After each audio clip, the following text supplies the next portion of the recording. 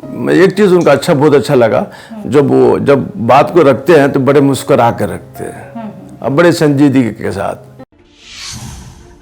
नमस्कार, आदाब, आप सभी का स्वागत है हमारे खास प्रोग्राम में। मैं हूं आपके साथ शैलजा त्यागी।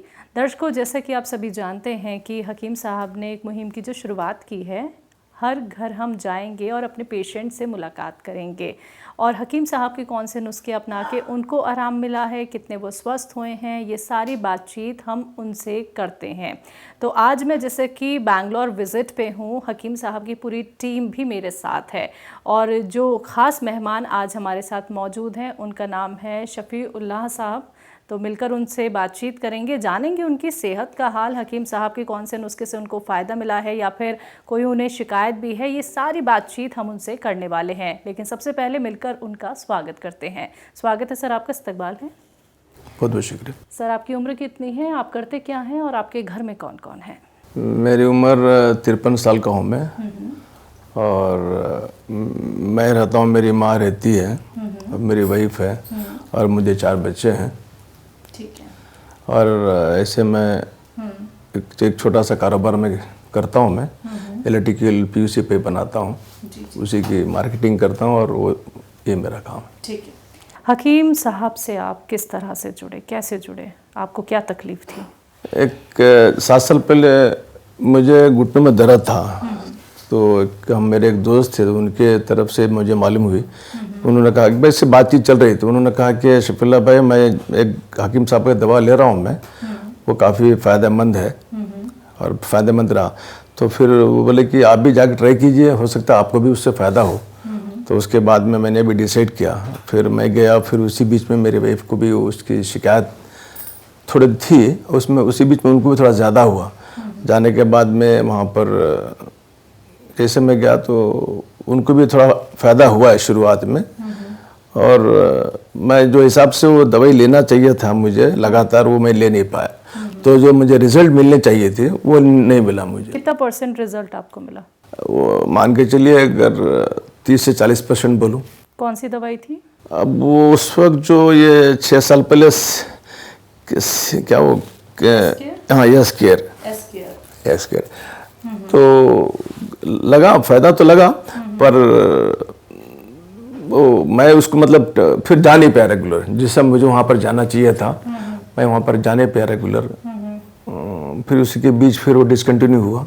तो सर, डिसकंटिन्यू होने का कारण क्या था? कारण मेरा शेड्यूल जो है, मेरा टाइट शेड्यूल था, मैं जा नहीं पाता था। लेकिन आपको 30-40% अगर आपको आराम दिख रहा था, तो आपको ये यकीन नहीं था कि आपको परमानेंट सॉल्यूशन भी मिल रहा है?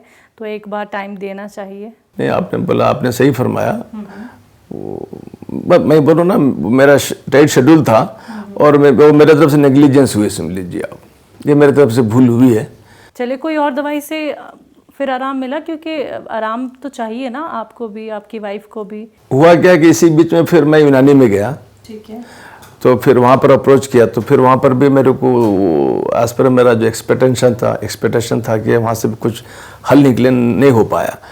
तो उसके बाद में ना फिर मैं ड्राई फ्रूट्स का इस्तेमाल करना शुरू किया मैं। तो उसके बाद में ना काफ़ी चेंजेस आया, तो बस मैं उसी को लेके चल रहा हूँ। फॉलो कर रहे हैं आप? जी से आराम है? जी, बहुत अच्छा। Dry fruits wonderful, excellent. Okay, ठीक है। और क्या हकीम साहब की कोई और आप नुस्खे या फिर जैसे कि वो कुछ एक्सरसाइज भी बताते हैं, क्या उन चीज़ों को भी आपने अपनाया है? क्या उनसे आपको कभी फ़ायदा मिला है? हाँ, मैं एक दिन ऐसे देख रहा था टीवी पर, तो देखा खान साहब का वो प्रोग्राम, तो उसमें एक लेडी पूछ रही थी कि मुझे गर्दन का दर्द है, तो इसके लिए क्या है इलाज। तो खान साहब ने बड़े अच्छे अंदाज में उसको बताया, हंसते हुए कहा कि इसका बहुत छोटा सा इसका नुस्खा है, बिना इलाज के, बिना दवाई के इसका इलाज है। तो उन्होंने फिर वो बताया कि गर्दन को जो है आप, वो खुद अपने आप को बैठ गया और बोला कि आप जो है इस तरह कीजिए आप धीरे धीरे, और फिर बाद में जो है यूं करके बताया। तो उसी चीज़ को मैं अपना रहा हूँ मैं, जो मुझे दर्द था। तो उसके बाद में काफ़ी मेरे अंदर सुधार आया, बिना दवाई के एक्सरसाइज बिना हाँ, आराम मिल गया। ये चीज़ के लिए मैं उनको अपना गुरु मानता हूँ मैं। हाँ, ये इस चीज़ वो मेरे उस्ताद रहे हमेशा से। कभी मुलाकात हुई है? नहीं, मैं रहता हूँ बेंगलुरु और खान साहब रहते हैं दिल्ली, तो काफ़ी दूर है। अच्छा, यानी आप हाल फिलहाल में ही जुड़े उनसे? नहीं, 6 साल पहले जुड़ा था मैं। 6 साल हाँ, फिर बाद में वो बोल रहा ना, वो मैं उसको नेग्लिजेंस बोलूँ या मेरी भूल बोलूँ, फिर चले कोई बात नहीं, किसी चीज़ से तो आपको आराम मिला। जी अल्हम्दुलिल्लाह। हकीम साहब के प्रोग्राम देखते हैं तो कोई ऐसी बात उनकी जो आपको बहुत मुतासिर करती हो, तो कुछ कहना चाहेंगे? मैं एक चीज़ उनका बहुत अच्छा लगा, जब बात को रखते हैं तो बड़े मुस्कुरा कर रखते हैं और बड़े संजीदगी के साथ। तो ये चीज़ मेरे को उनका बहुत अच्छा लगा। और किसी मुद्दे पे जब बात करते हैं तो लगता है जैसे कि यार वो अपना दोस्त बात कर रहा है, वो मेरे लिए बात कर रहे हैं, यूँ लगता है जैसे को दिल छू जाता है ना, जो कहते हैं, तो वो दिल छू जाते हैं। वो ये चीज़ मुझे अच्छा लगा उनका, बहुत अच्छा, बड़े मुस्कुरा कर लगते हैं। And moreover I feel very comfortable well watching his program. अपने आपको लगता है कि यार और देखता जाऊं। अब बड़े यंग भी लगते हैं। एक आदमी जो है ना, खुद बाल्डेड हो और अपनी तारीफ करे, अच्छा नहीं लगता, और वो लगते भी हेल्थी लगते हैं, सर पर बाल है और मुस्कुरा के बड़े अच्छे अंदाज में बात करते हैं। ये चीज़ उनको मुझे बहुत अच्छा लगा। चलिए सर, बहुत बहुत शुक्रिया अपना वक्त हमें देने के लिए सर।